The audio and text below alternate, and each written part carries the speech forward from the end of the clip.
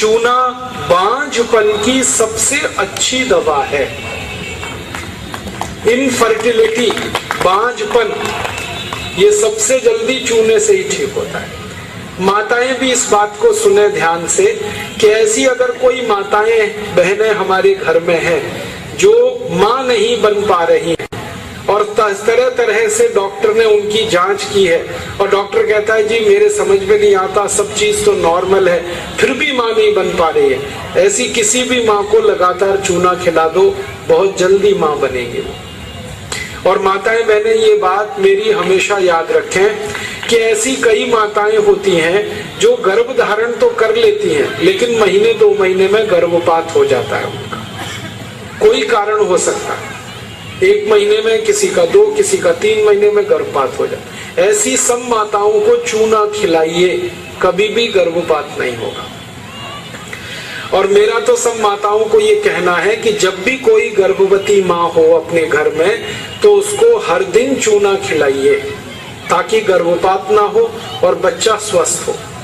तो ये चूना कैसे खिलाएंगे? गेहूं के दाने के बराबर चूना 1 कप अनार के रस में मिला के पिलाना। माँ को, गर्भवती माँ को चूना चाहिए अनार के रस के साथ। क्यों अनार का ही रस? क्यों? अनार के रस में सबसे ज्यादा आयरन होता है, लोहा, और चूने में सबसे ज्यादा कैल्शियम होता है। और गर्भवती माँ को आयरन और कैल्शियम, इन्हीं 2 तत्वों की सबसे ज्यादा आवश्यकता होती है। तो अनार का रस 1 कप ले लें और चूना गेहूं के दाने के बराबर हर गर्भवती माँ को 9 महीने तक दे दीजिए आप सुबह खाली पेट। तो 4 फायदे होंगे इसके। पहला फायदा होगा कि बच्चे के जन्म के समय माँ और बच्चे को कोई तकलीफ नहीं होगी। दूसरा फायदा क्या होगा? बच्चा जो पैदा होगा वो बहुत हेल्दी होगा, बहुत स्वस्थ होगा। और तीसरा फायदा पता है क्या होगा?